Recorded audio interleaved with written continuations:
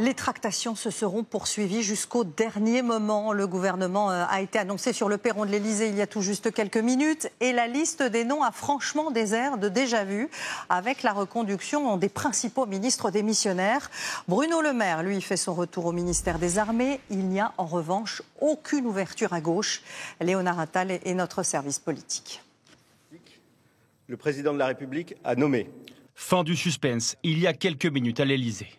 Près d'un mois après sa nomination, Sébastien Lecornu a ce soir un gouvernement.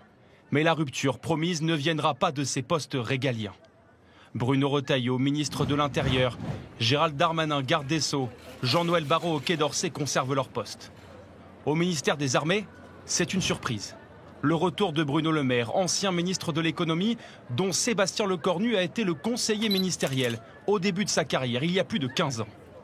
Alors que la France doit se doter d'un budget, Roland Lescure est nommé ministre de l'économie et des finances. Situé à la gauche du camp présidentiel, il devra parler aux socialistes et chercher des voies de passage pour éviter la censure. Il fera tandem avec Amélie de Montchalin, qui reste ministre chargée des comptes publics. Autre surprise de ce gouvernement, le retour aux responsabilités d'Éric Woerth. Tout juste relaxé dans l'affaire libyenne de Nicolas Sarkozy, il devient ministre de l'aménagement du territoire et du logement. Parmi les entrants, le député Mathieu Lefebvre devient ministre des Relations avec le Parlement. Naïma Moutchou, proche d'Édouard Philippe à la fonction publique. L'ancienne ministre Aurore Berger sera porte-parole.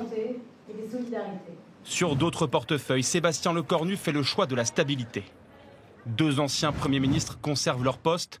Elisabeth Borne à l'Éducation nationale, Manuel Valls aux Outre-mer. De même pour Catherine Vautrin au travail et à la santé. Pour Agnès Pannier-Runacher à la transition écologique. À droite, Rachida Dati reste à la culture.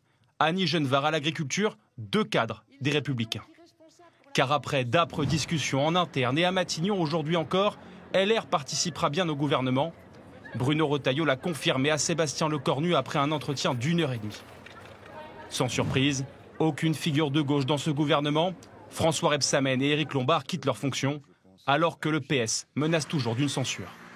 Une deuxième vague de nominations est attendue dans les prochains jours, après le discours de politique générale du Premier ministre, prévu mardi à 15h.